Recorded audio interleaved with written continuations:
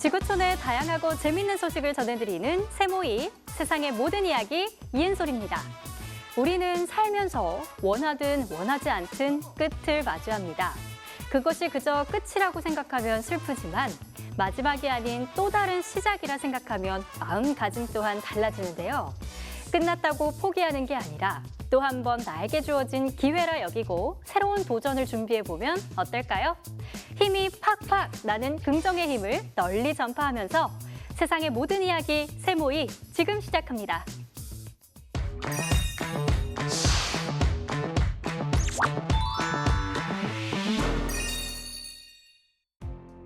콩고 동부 국경지대에 살던 바트와 피그미족은 2019년 정부와의 협약으로 숲을 나와 새로운 터전에 자리를 잡았는데요. 최근 다시 살던 숲으로 되돌아갔습니다. 페루에서는 4천만 년 전에 살았던 거대한 고래 화석이 발견됐는데요. 연구진이 이 화석으로 당시 고래의 모습을 재현해냈습니다. 인도 뭄바이에서는 금방이라도 무너져 내릴 것 같은 아파트에 살고 있는 사람들이 있습니다. 그들이 이 아파트를 떠나지 못하는 이유는 무엇일까요? 콩고 동부의 숲이 우거진 국경지대. 이곳은 바트와 피그미족의 삶의 터전이었지만 콩고 정부가 고릴라 보호구역으로 지정하기 위해서 이들을 이주시켰습니다. 당시 콩고 당국은 농경지, 진료소, 학교 등을 바트와 피그미족에게 보상해 줄 것을 약속했는데요. 하지만 3년이 넘도록 그 약속은 지켜지지 않았습니다. Haiko leta ndio alipatia Wambuti, ni serikali ndio alitunyang'anya kwenye Mungu alituweka. Sasa juu ya kutuonelea akaona atunyang'anye kwa kinguvu na kuna nafasi nyingine anatutayarishia na bila makubaliano ya kusema bwana, mimi napendezwa hapa na kwako, lakini kuko fasi nyingine nitakutayarishia tueshanje. Serikali ya kufanyaka vile kinguvu tu, Wambuti bakajikutana bako hivi. 강제 퇴거 이후 바트와 피그미족이 삶의 터전을 잃고 얼마나 열악한 환경에서 살아왔는지 눈으로 확인할 수 있는데요.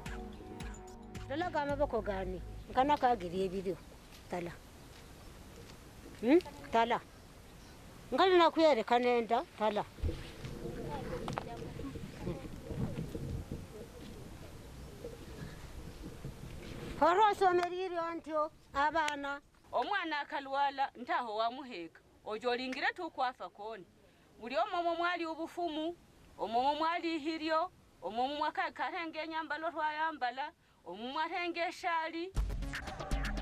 바트와 피그미 족장은 상당수의 부족원들이 비밀리에 국립공원으로 돌아올 계획을 세우고 있다고 밝혔습니다.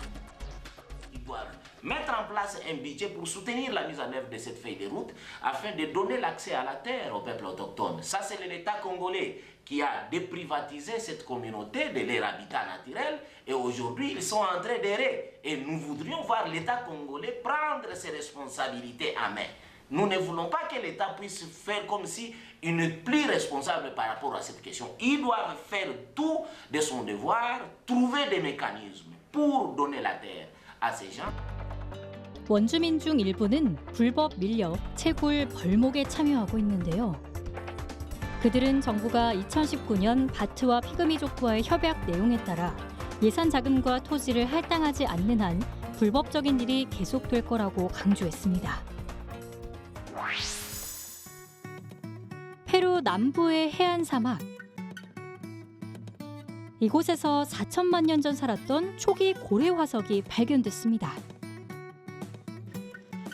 이번에 공개된 화석은 척추뼈 13개, 갈비뼈 4개, 엉덩이뼈 1개로 이 화석은 13년 전에 발견됐지만 100kg이 넘는 무게와 엄청난 크기로 인해 페루의 수도로 옮겨지는 데만 무려 3년이 걸렸는데요.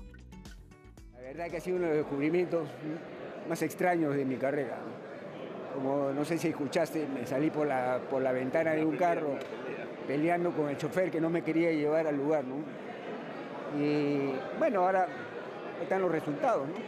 Pero creo que me van a tardar otros años poder terminar de excavar este animal. 지금까지 지구상에 알려진 가장 크고 무거운 동물은 130톤에서 150톤 정도의 무게가 나가는 흰수염 고래였습니다. 새로운 고래 화석의 발견으로 그 자리를 내줘야만 했는데요. 페루세투스 콜로서스라는 신종 고래로 분류된 이 고래는 그 무게가 흰수염 고래의 2배에서 3배에 달하는 거로 알려졌는데요. Se han descubierto los huesos del animal más pesado de la historia de la Tierra.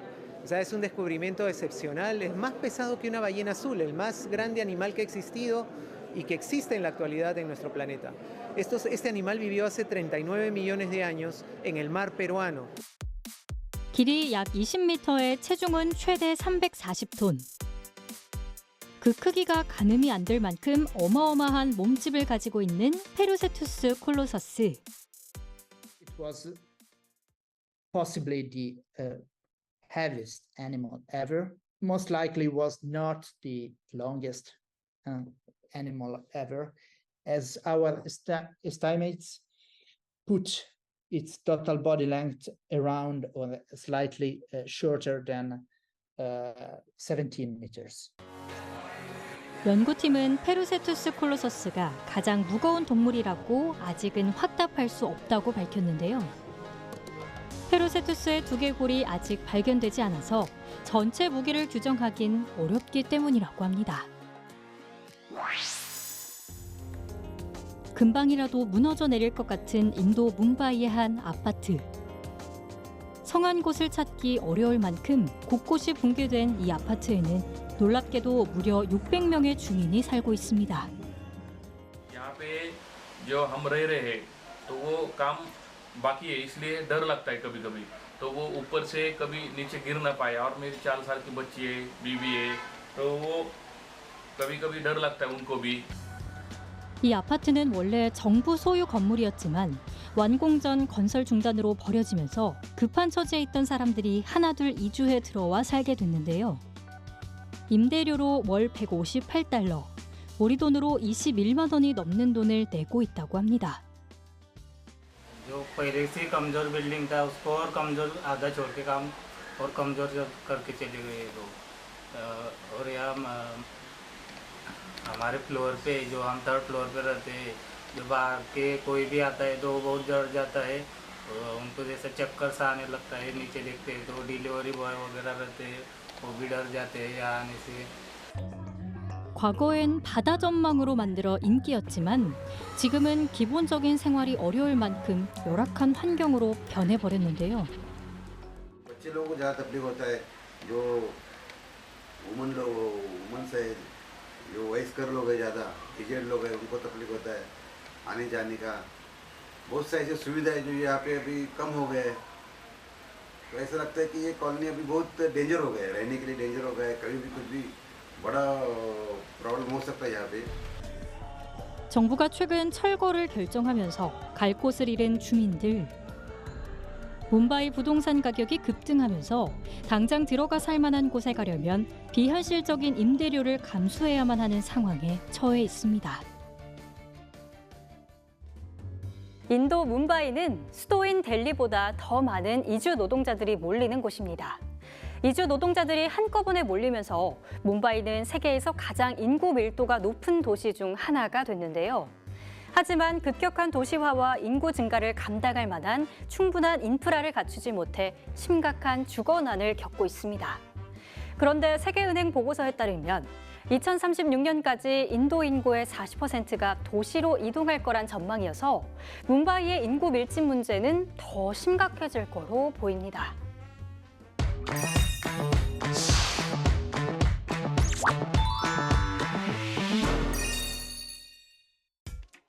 지중해에 거대한 천연가스 매장지를 갖고 있는 이스라엘이 드론과 인공지능을 이용해 해역 보호 활동을 하고 있습니다. 전기차의 최대 단점 중 하나로 꼽히는 게 바로 충전 문제인데요. 네덜란드의 한 공과대학 학생들이 초고속 충전이 가능한 경주용 자동차를 개발했습니다. 스코틀랜드 오크니 제도에서는 영국 최초로 드론을 이용한 무편물 배달 서비스가 시작됐습니다. 드론 한 대가 이스라엘 북부 하늘을 날아올라 지중해 해상으로 향합니다. 그리고 이 드론에 실시간으로 포착되는 영상이 통제실의 화면에 나타나는데요. 이 드론은 현재 이스라엘 해상 방위의 핵심 요소입니다. Basically, it's a fully autonomous platform. That means we don't have to fly it. It's flying by himself. The operator just monitoring the platform, but it's flying by itself and collecting the data by itself. 바다 위의 눈이라 불리는 이 드론은 20km 거리에서 적외선 카메라로 이스라엘 최대 가스전인 리바이어던의 해상 가스전 포착이 가능한데요. 작업 중인 개인을 볼 수 있을 정도로 고해상도의 화질을 자랑합니다. 또한 국영방위산업체가 설계한 분석 시스템인 새로운 인공지능 시스템에 기반해 의심스럽다고 여겨지는 모든 행동과 크기, 모양이 즉시 분류됩니다. Today, the system take all the vast amount of target in the area. It can be 100, 1000, doesn't matter. It's a machine and can give you an alert on specific target that this is the risky target that you need to investigate. So it saves a lot of time, a lot of manpower. 지중해의 천연가스 매장지 발견으로 에너지 수출국이 된 이스라엘. 이로 인해 해양 활동이 증가함에 따라 드론과 인공지능을 이용한 실시간 모니터링은 꼭 필요한 요소로 떠오르고 있는데요. So we have set rules and algorithms that enable us to understand what is a suspicious behavior, what is a suspicious target. This is set into algorithms and rules that are embedded in the machine. 리바이어던 해양 가스 유전 개발로 에너지 자립국은 물론 세계적 에너지 강국을 꿈꾸고 있는 이스라엘. 그 기본이 될 해양 안보를 위한 노력 또한 이어가고 있습니다. 세계 각국에서 보급의 속도를 높이고 있는 전기 자동차. 하지만 구매를 결정할 때 발목 잡는 문제 중 하나가 배터리 충전 시간인데요. 그런데 네덜란드의 한 공과대 학생들이 경주용 차 전기 배터리에 급속 충전이 가능하도록 개발했습니다. 순행식 배터리라고 부르는 이 기술은 4분이 채 되지 않는 시간에 배터리를 완충시킬 수 있는데요. By implementing very special designs in our battery pack, we can make sure that our batteries can charge really quick. So in the past, we've already established a charging time of 12 minutes, which is already 10 minutes faster than the current market. But last week, we presented a battery pack that can charge in 4 minutes, and to be precise, it can charge in 3 minutes and 56 seconds. And therefore, we've presented the fastest charging electric race car in the world. 급속 충전은 많은 양의 열이 발생해 배터리 성능 저하가 빠르게 진행된다는 문제점을 안고 있는데요. 이들은 냉각수를 배터리 최소 단위 수준인 셀에 흘려보내 냉각하는 방식으로 효율적으로 열을 처리하고 배터리 팩의 성능 저하는 최소화되도록 설계했습니다. To charge cars fast, cooling is essential. This is mainly because lithium cells generate heat while charging, and this heat can be a limiting factor because the cells will get too hot. However, because we are so good at cooling, we can keep these cells off this limit, and therefore the cooling helps with getting the charging time down because we can keep our charging current at the same rate. 전기 자동차를 얼마나 빠르고 안전하게 충전할 수 있느냐는 전기 자동차 보급의 관건 중 하나인데요. 현재 세계 각국에서 급속 충전 기술 개발이 진행되고 있습니다. We of course see the future electric. We think that a lot of people, especially with these charging times, will start driving more electric. But we also hope to, inspire students to do technical studies, to come in the field of engineering, because you can change the world for the better with engineering, and we like to think that. 공과대 학생들은 경주용 자동차를 새로운 배터리 팩으로 테스트한 후 세계 3대 레이스 중 하나에 출전시켜서 이 기술의 성능을 입증하는 것을 목표하고 있습니다. 영국 스코틀랜드 오크니 제도에서 첫 드론 우편 배달 서비스가 시작됐습니다. 오크니 제도는 아름다운 곳이지만 섬들로 이루어져 우편물 배송이 힘든 지역 중 한 곳인데요. So the reason we picked Orkney for the latest drone trial, which this is our 5th drone trial that we've done as a business, is really down to the unique geography that we've got there. We've got 3 islands that are separated by a very small distance. So Grahamsay is a little over a kilometre away from the main island of Orkney. And then you've also got the northern tip of Hoy, which is just 3 kilometres away. And the unique fact that all 3 of them are so close is what enables us to do this trial and to do it in a slightly different way from what we've done previously. 드론 서비스는 날씨와 지리로 인해 배송 서비스가 중단될 수 있는 만큼 서비스 수준과 배송 시간 등 개선해야 할 부분이 많은데요. No doubt that there'll be times in winter when the wind is very, very high in the Orkney Islands when we can't fly. But for us, it's all about, what's the comparable service and how are they operating? So how often can that ferry service run? How often can that van service run? Can we get close to that level or even beat that level while doing it with a very sustainable mode of transport as well? 섬 간 배송에 드론을 사용하면 우편 사업자가 위험 없이 배송할 수 있어서 안전은 크게 향상될 걸로 기대되고 있습니다. Yeah, I mean, I've worked for Royal Mail for 20 years, and I have to say this is the most exciting thing I've ever been involved in. And having a chance to try new technology and hopefully introduce something that will become more commonplace in the future. But yeah, it's really sort of cutting edge stuff, and it's really exciting to be involved in it.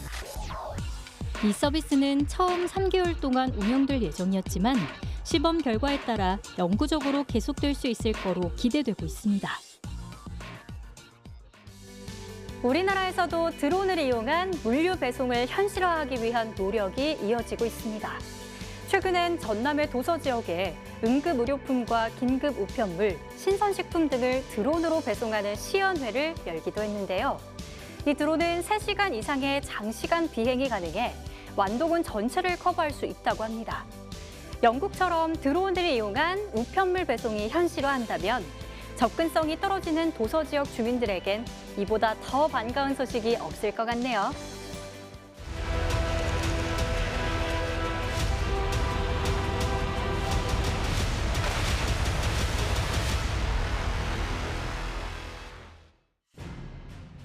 러시아 미사일이 한밤중 포크롭스크 시내를 40분 간격으로 2차례 강타해 아파트, 호텔, 상점, 행정 건물 등이 크게 파괴됐습니다. 구조대원들이 5층 건물 잔해에서 생존자를 구출하고 부상자를 이송했는데요. 어린이 2명을 포함해 7명이 숨지고 67명이 다쳤습니다. Зараз триває рятувальна операція в Покровську Донецької області. Після російських ракетних ударів. Ракети «Іскандер» проти звичайних житлових будинків. Всі наші служби працюють на місці. На жаль, є жертви, є поранені, є загиблі. Ми співчуття рідним та близьким. 인구 6만의 작은 도시 포크롭스크는 러시아군이 진지를 구축한 우크라이나 동부 전선과의 거리가 50km에 불과한 곳인데요. Мы успели уйти. Я пришел с работы и успел уйти. Це коли перший раз прилетели? Да, это после первого мы сразу ушли. А потом второй мы метров 500 отошли и бахнул второй. 주민들은 전날 밤 갑작스런 러시아의 공격 순간을 또렷하게 기억합니다. 그들에겐 다시는 겪고 싶지 않은 악몽과도 같은 시간이었는데요. Первый раз оно все целое было. А второй раз как прилетело, сильная ударная волна была. Впало чи як? Да ну просто выкинуло вот оттуда от дверей. Волной отбило его. И сюда под стол. Сюда под столом вылетел. А я с дивана, упал. Резко встал, и вот такой осколок встрял. Если бы не встал бы, то пробило меня насквозь, наверное. 오늘 살아있음에 감사하고 다시금 일상을 되찾기 위한 노력을 이어가는 주민들. 그들이 잃어버린 평화를 되찾는 날이 하루빨리 찾아오길 바랍니다. 우크라이나는 조국 기념비의 방패에 있는 구소련의 상징인 낫과 망치 문양을 제거하기로 했습니다. 이 기념비는 2차 세계대전 승리를 자축하기 위해 지난 1981년 세워진 것으로 42년 만에 방패 문양을 교체하게 됐는데요. Мусимо забезпечити не тільки якісне і переможне протистояння на фронті нашому ворогу, але й така ж сама боротьба з успіхом має проходити і на фронті ідеологічному, культурному. Демонтовані частини складають історичну цінність. Вони важливі і з точки зору дослідження того періоду, коли впродовж 40 років перебував герб Радянського Союзу на самому монументі. 우크라이나 당국은 구소련 문양이 철거된 자리에 무려 500kg이나 되는 우크라이나의 상징인 삼지창을 부착하기 위한 작업을 시작했습니다. Зараз вітер і погода впливає на підйом герба. Герб може, як був би у сітчастій формі, то воно б не так впливало, бо вітер проходив би поміж сітку. Так як в нас герб суцільний іде і профільний, то воно дуже впливає, бо може помінятись вітер і може бути нещасний випадок. 이는 역사 속 러시아의 흔적을 지우고 우크라이나만의 정체성을 지켜내려는 전장박 싸움과도 같은데요. Тризуб на щиті. І ми це всі бачимо.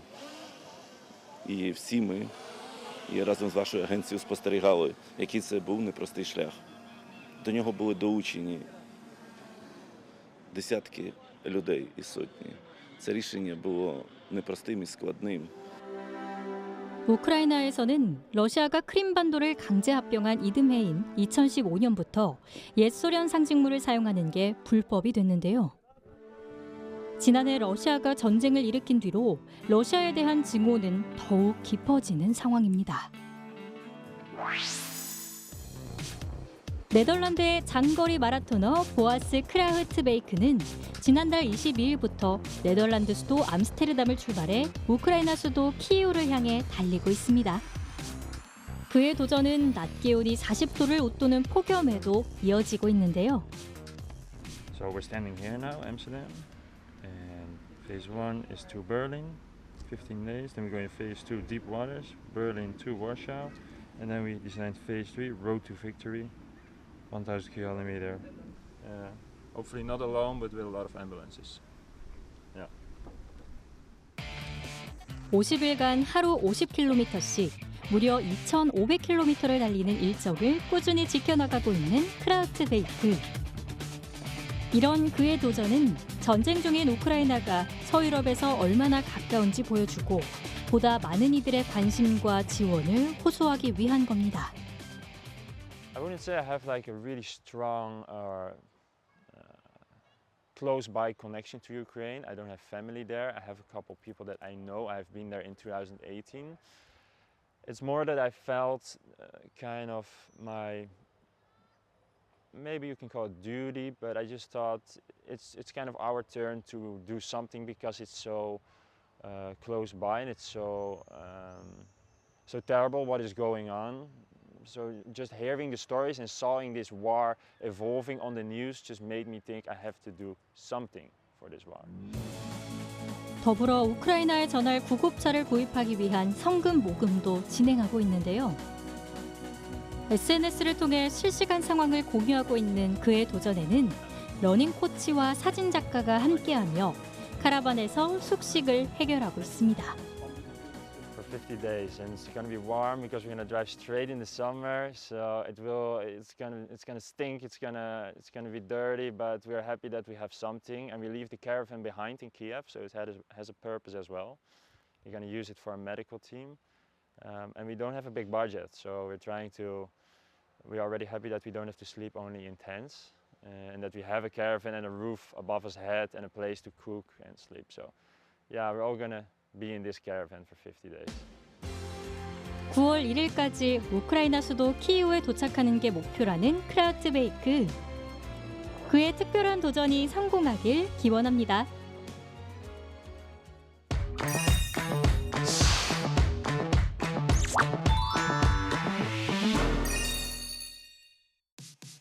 페루 남동부 열대우림 지역에서는 멸종위기 생물들이 불법 금광채굴로 인해 목숨을 잃고 있습니다. 튀니지의 한 예술가는 버려지는 고철을 이용해 자신만의 작품 활동을 이어가고 있습니다. 태양광은 대표적인 친환경 에너지입니다. 하지만 수명을 다한 태양광 패널 폐기 문제는 큰 골칫거리였는데요. 최근 미국에서는 이 패널을 재활용하는 공장이 문을 열었습니다.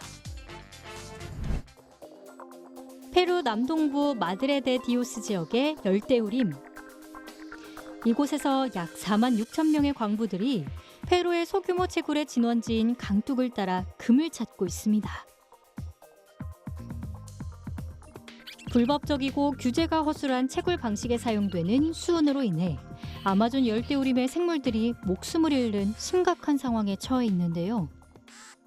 Water that runs off from the Andes is rich in minerals, and there's a lot of gold, small flecks of gold in the sediment, and so people can extract it using a process that involves mercury. It's not the only way, but it's the most common way, most affordable way.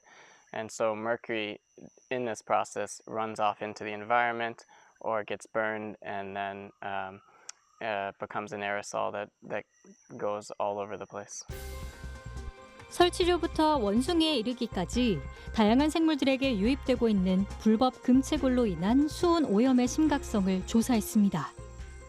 From each of those capture events, we collect a range of non-lethal tissues, buccal swabs, skin swabs, nail clippings, a single blood draw, and then we release the animals. And hopefully they survive and we check on them the next year.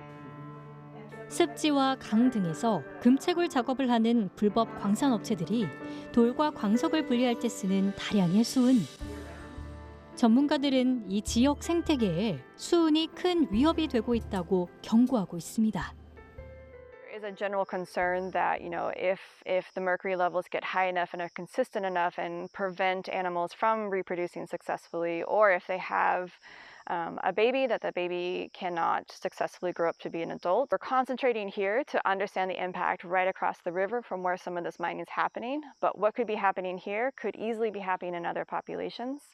And it's only with being able to monitor year after year that we're going to be able to actually understand what are these trends and what do they mean. 페루 환경부에 따르면 불법 광산업체들이 아마존 지역 강에 버리는 수은의 양은 연간 40톤에 달한다고 합니다. 튀니지 예술가 주하르 엘 바흐리는 자신만의 독특한 예술 세계를 개척하고 있습니다. 공장 잔해, 폐기된 산업재료 등 버려지는 쓰레기를 재활용해 작품을 만드는 건데요. نلم في الخردة من البوبيل من البحر من الكياس من كل بلاصة انواع الخردة الكل نعمل بيه في مجسمات فنية تفرج بربي تفرج خردة كلها تخدم وكلها مزيانة ولا يزي تمسخ البيئة بحر بحذا البحر معناها شوف ألمنيوم ها 그는 머릿속에 떠오른 다양한 이야기와 사건들을 형상화하는데 대부분의 시간을 쏟고 있습니다. معارض أنا نسمع فيهم معناها ساعات كنشارك معارض جماعية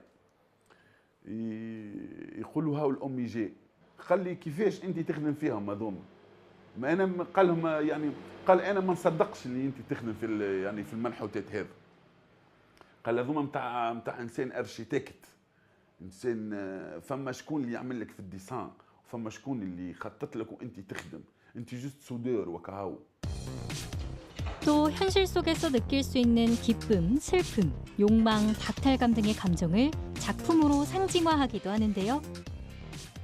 وما عنديش أصحاب خاطر أنا عايش مع الناس المنحوتات هذو بكل حكايات متاع الناس الفرحة والحزن كل شيء واللي خارج من الحبس واللي خارج من الترشنية واللي مطلق واللي كذا حكاية هذو كل نتاعهم هم فهمتني قاعدين معايا عايشين معاي. 엘 바흐리는 자신의 작품이 전 세계 예술 애호가들에게 인정받는 날이 오길 기대하고 있습니다. 태양광 패널의 기대 수명은 약 25년에서 30년 정도입니다. 이 기간이 지나면 발전 효율이 85%대로 떨어져 설비를 교체해야 하는데요. 이렇게 버려지는 태양광 패널은 또 다른 환경 오염의 원인이 되고 있습니다. We don't want to go to the landfill. That's the last thing that we want to do. There's still life left in them. They're 25 to 30 years. At the end of the day, someone else's trash is someone else's treasure. That we're able to refurbish and remarket that and get it to a place where an underserved community can take advantage of that. 버려지는 태양광 패널이 급격히 증가함에 따라 북미에서 가장 큰 태양광 패널 재활용 공장이 애리조나 유마에 문을 열었는데요. So as they go down through our lines, we look to go through resale as the first step. Anything that doesn't qualify for resale, we then send down to our recycling lines. That material is dismantled, the frames come off, it goes through secondary machinery where mechanically the process takes over and they separate different glass, the silicon, the backsheet, silver, cabling, etc. 가루로 가공된 태양광 패널은 녹 제거, 표면 얼룩 제거, 도금 전처리 등 금속 표면을 가공하는 모래 코팅을 위한 재료로 사용됩니다. We believe, at Big Bear that being responsible in using product that would potentially end up in a landfill, we think it's responsible to take it and use it, in a recycled form for our industry, and we just think it's the right thing to do. 전문가들은 2050년까지 태양열 폐기물이 전 세계적으로 총 7,800만 톤에 이를 수 있을 거로 예측하고 있습니다. 현재는 수명을 다한 태양광 패널을 재활용할 수 있는 기술이 부족하고 또 재사용과 재활용 분류 기준이 없어 일반 산업 폐기물로 분류해 처리되고 있습니다. 우리 정부는 3년 이내에 태양광 폐패널 재활용과 재사용률을 EU 수준인 80% 이상으로 끌어올리는 것을 목표하고 있는데요. 패널의 생산 단계부터 재활용을 고려하도록 하고 규모와 상황에 맞게 수거하고 처리 체계를 구축할 계획이라고 합니다.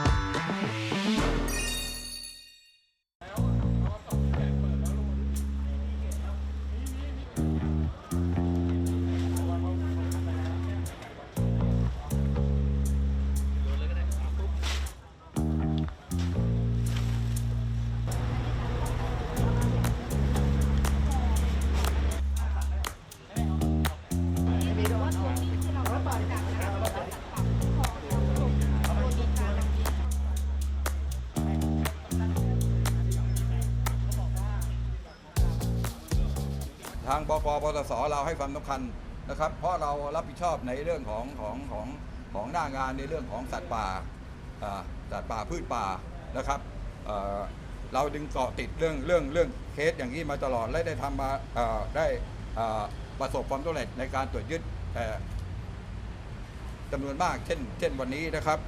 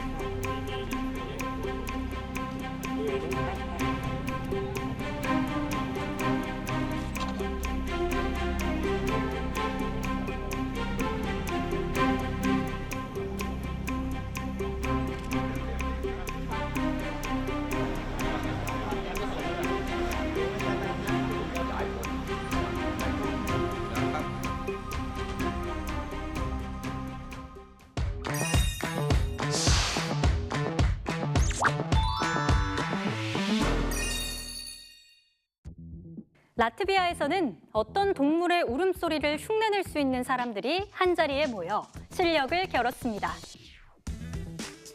팔레스타인 가자 지구에는 학생들에게 좋은 본보기가 되고 있는 특별한 수영 강사가 있습니다.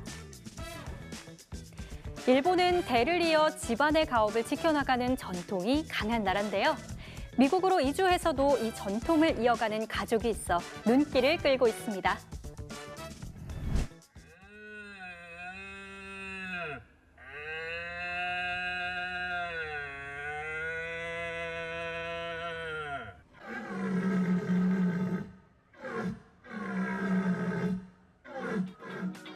파이프를 입에 대고 독특한 소리를 내는 사람들.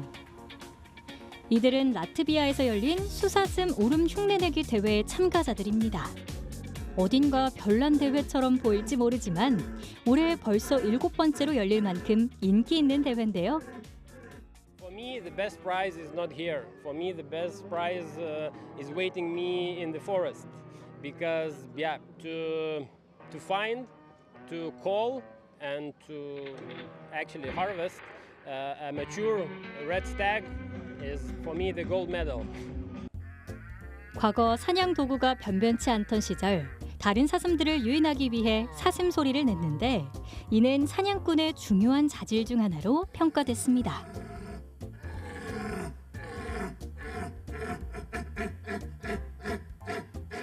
Mežā vari parunāties ar tiem dzīvniekiem un saproti, ko tu runā, un viņi atbild.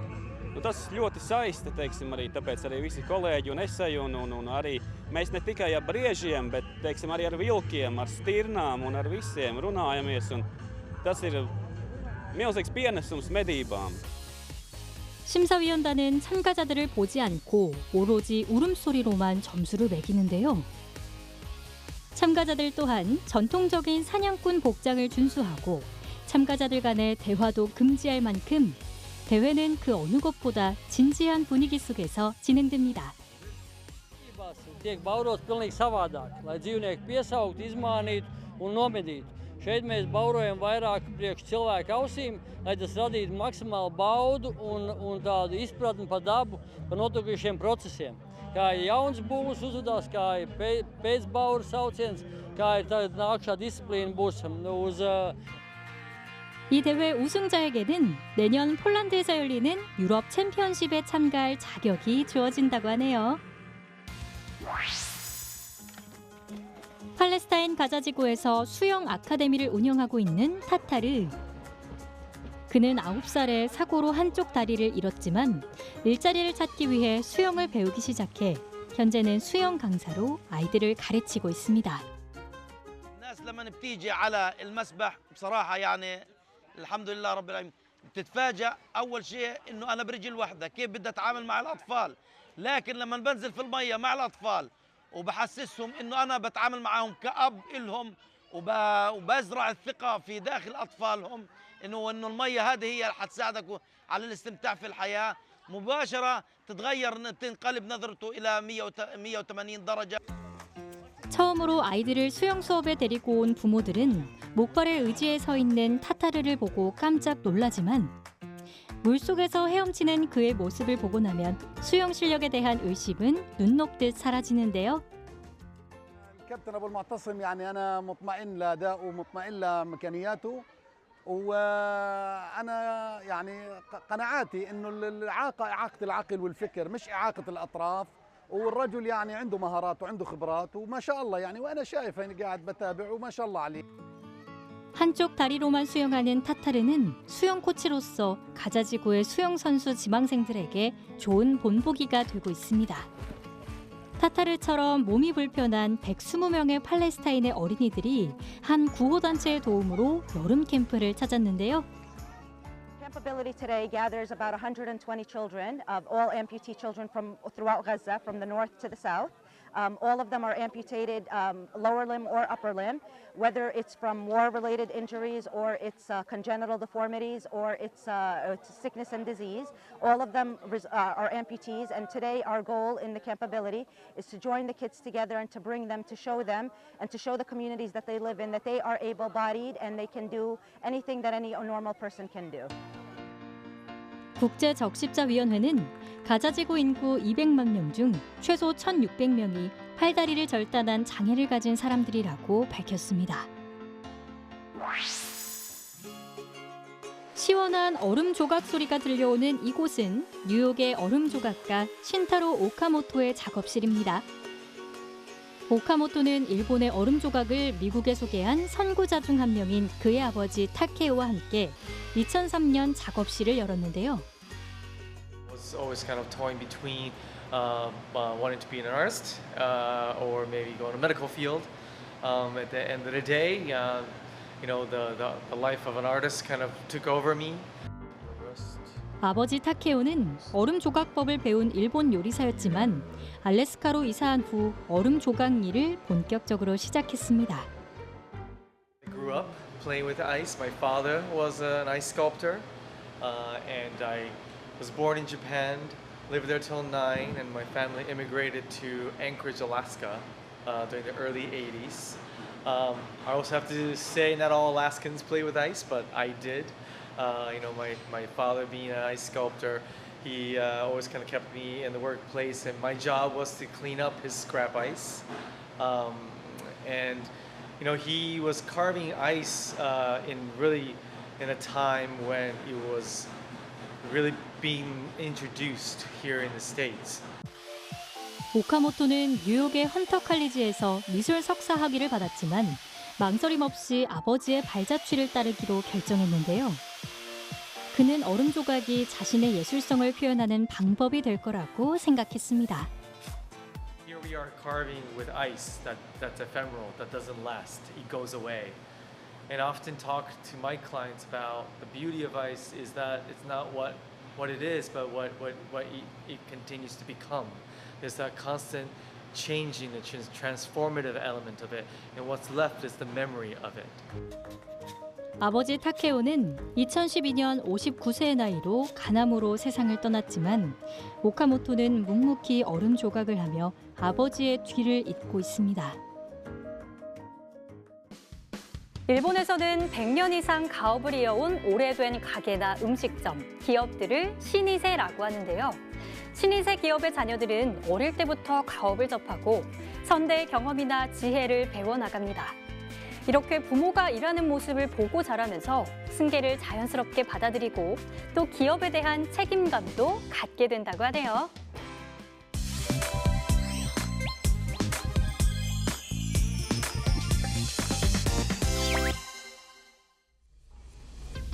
중국에서는 도로를 달리던 자동차 한 대가 태풍의 영향으로 움푹 꺼지면서 생긴 구덩이에 빠지는 영상이 소셜미디어에 공유되면서 화제에 올랐습니다.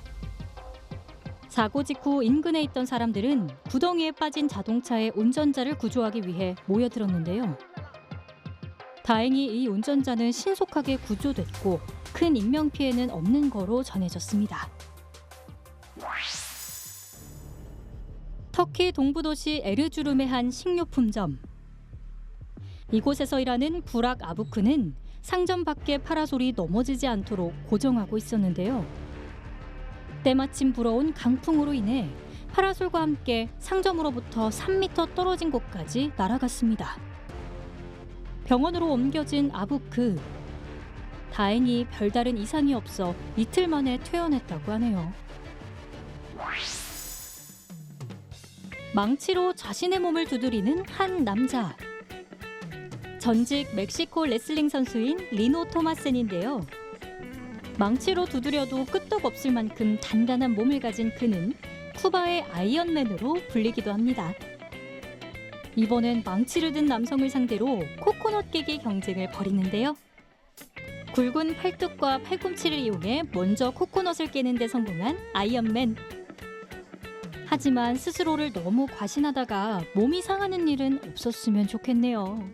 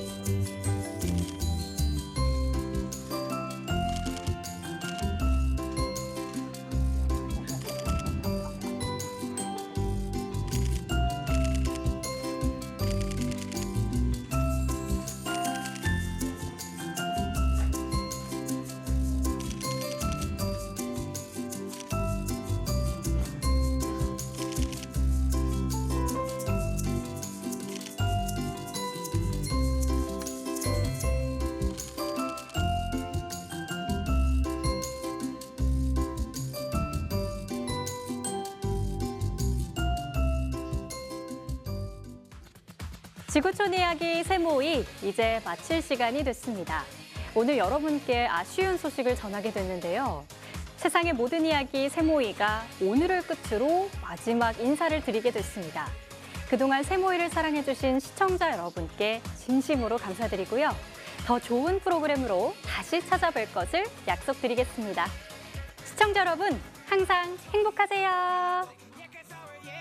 rompecabezas, pero para montarlo aquí tengo la pieza. Oye,